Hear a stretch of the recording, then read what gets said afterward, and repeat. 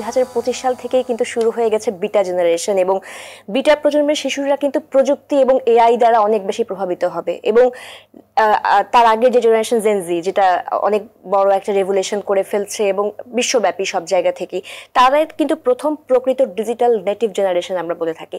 তো এই যে বাচ্চারা যারা প্রযুক্তির দ্বারা অনেক বেশি প্রভাবিত, তাদেরকে কিন্তু প্যারেন্টিং এর ক্ষেত্রে বাবা মারা অনেক বেশি চ্যালেঞ্জ ফেস করছেন, কারণ তাদের প্যারেন্টসরা হচ্ছে জেনারেশন এক্স অর ওয়াই বা মিলেনিয়ালস তারা।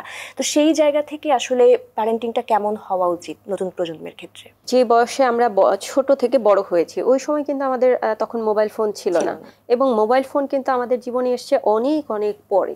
আর এখনকার জেনারেশন, খুব ছোট্ট বাচ্চাটা, নিউবর্ন বেবি থেকে শুরু করে তাদের হাতে কিন্তু হচ্ছে গিয়ে আমরা ধীরে ধীরে মোবাইলের দিকে, ইন্টারনেটের দিকে হচ্ছে গিয়ে নিয়ে আসি। কি করি, ছোট বাচ্চাটা দেখবেন নতুন বাচ্চা হয়েছে, তাকে কিন্তু আমরা কি করি, দূরে কোনো আত্মীয় স্বজন আছে ভিডিও কল দিয়ে দিচ্ছি, সেখান থেকে শুরু। সো আমাদের এখনকার বাচ্চারা, এখনকার জেনারেশন কিন্তু হচ্ছে গিয়ে এই ইন্টারনেট, মোবাইল, ল্যাপটপ, স্ক্রিনিং, এই জায়গাগুলোতে হচ্ছে গিয়ে তারা কিন্তু খুব বেশি অভ্যস্ত। তো আমরা যদি মনে করি আমাদের সময় তো এগুলো ছিল না, এখনকার তোমাদের এত লাগে কেন, তোমরা এত কি করো এগুলো দিয়ে, না। এই যে প্যারেন্টিং, এই যে আপনি শুরুতেই যে বলছিলাম যে আসলে প্যারেন্টিং একটা চলমান প্রক্রিয়া, অতএব প্যারেন্টিংটা কিন্তু হচ্ছে গিয়ে পরিবর্তনশীল। সো আমাদের কিন্তু মনে করতে হবে যে আমরা যে সময়ে এরকমটা ছিলাম না, আমাদের এই জিনিসগুলো, এই ইনস্ট্রুমেন্টগুলো ছিল না, এখন কিন্তু তাদের কাছে অ্যাভেইলেবল। কিন্তু খেয়াল রাখতে হবে এই অ্যাভেইলেবিলিটির সাথে তাদের জন্য যেন কোনো ঝুঁকিপূর্ণ হয়ে না দাঁড়ায়। ইন্টারনেট ব্যবহার বলেন, মোবাইল ব্যবহার বলেন, অথবা এখনকার জেনারেশনের ছেলেমেয়েরা কিন্তু অনেক বেশি মোবাইল গেমিং করে, ইন্টারনেট গেমিং করে, সেটা অনলাইন অফলাইন হতে পারে। সো বাবা মায়ের কিন্তু খেয়াল রাখতে হবে তাদের মধ্যে যেন এই ইন্টারনেট আসক্তি তৈরি না হয়। এটা কিন্তু আমরা যেটা একটু আগে বলছিলাম, মাদকাসক্তির চেয়েও কিন্তু কম ভয়ঙ্কর হয়ে দাঁড়াবে না। কারণ যখনই আপনার আসক্তিতে পরিণত হবে তখন কিন্তু এটা রোগে পরিণত হলো। অতএব রোগে পরিণত হওয়া মানে কিন্তু আমার সব কিছুতে সমস্যা তৈরি হয়ে গিয়েছে, এবং সেখানে আমাকে চিকিৎসার আওতায় আনতেই হবে।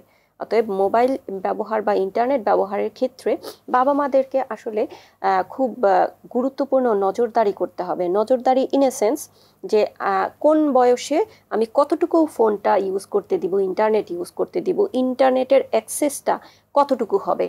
আমার ছোট বাচ্চাটার ইন্টারনেট অ্যাক্সেস একরকমের হবে, যে অ্যাডোলেসেন্ট পিরিয়ডে আছে, কৈশোরকালে, তার অ্যাক্সেসটা আরেক রকম হবে। গ্রুপ স্টাডি হয় অনলাইনে, এবং দেখা যায় যে তাদের অনলাইনে কিন্তু ক্লাসও হচ্ছে এখন।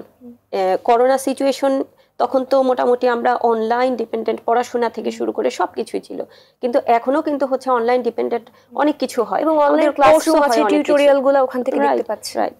সো এখন বাবা মাদেরকে খেয়াল করতে হবে যে এই যে ইন্টারনেট বা ফোন ইউজ করছে, তাদের এখানে যেন এমন কিছু এমনভাবে ব্যবহার হয়ে না যায় যেটা তাদের জন্য ঝুঁকিপূর্ণ বা রোগের কারণ হয়ে দাঁড়ায়। তখন আমরা তাহলে কি করতে পারি? আমাদের আসলে যেটা করার আছে সেটা হচ্ছে গিয়ে ইন্টারনেট কোন বয়সে কতটুকু ইউজ করবে বা মোবাইল কতটুকু ইউজ করবে সেটাকে ঠিক করে দেয়া। দিনের একটা নির্দিষ্ট সময়ের পরে হচ্ছে গিয়ে ফোন ইউজ করা যাবে না। রাতের বেলা ধরেন আমার কোন বয়সে আমার একটা নিজস্ব ফোন থাকা যাবে? আমি যদি ক্লাস 6-এর বাচ্চাকে একটা নিজস্ব ফোন দিয়ে দিই, সে সারাক্ষণ ফোন ইউজ করছে, সে কিন্তু আসলে জানে না, বুঝে না যে আমার ফোনটা আমার জন্য কতটুকু ভালো, কতটুকু ক্ষতিকর। অতএব আমাকে কিন্তু বলে দিতে হবে, অ্যাজ এ প্যারেন্ট আমাকে বলে দিতে হবে যে এর বেশি করা যাবে না। এইখানে কিন্তু আমাকে কিছু শাসন ক্ষমতা নিয়ে আসতে হবে। রাতের বেলা ফোন ইউজ করা যাবে না, রাতের বেলা ইন্টারনেট ইউজ করা যাবে না। এবং আমি বলবো যে যখন ছেলেমেয়েরা পড়াশোনা করছে বা অনলাইন ক্লাস করছে বা সোশ্যাল অ্যাক্টিভিটিস করছে, প্রয়োজনে বাবা মাদের হচ্ছে ডিরেক্ট অ্যাক্সেস থাকবে তার ফোনে। প্রয়োজনে হচ্ছে আপনার ছেলে মেয়ে যখন ফোন ইউজ করবে, এমন একটা জায়গায় বসে সে ফোন বা ল্যাপটপ ইউজ করবে বা পিসি ইউজ করবে যেখান থেকে আপনি চাইলেই হচ্ছে গিয়ে দেখতে পারবেন। বিছানায় শুয়ে শুয়ে বসে বসে হচ্ছে গিয়ে আপনার ছেলে মেয়ে ফোন ইউজ করছে, সেখানে এমন কিছু সে বুঝতে পারলো না, কিন্তু এমন একটা অ্যাপসে বা এমন একটা ওয়েবসাইটে ঢুকে গেল, সে হয়তো বা বুঝতে পারেনি। সো আস্তে আস্তে ওই দিকে যেন ঝুঁকে না যায়। সো আপনার কিন্তু প্যারেন্ট হিসেবে দায়িত্ব থাকবে হচ্ছে গিয়ে আপনার ছেলে মেয়ে কোথায় কতটুকু ফোন ইউজ করছে খেয়াল রাখা।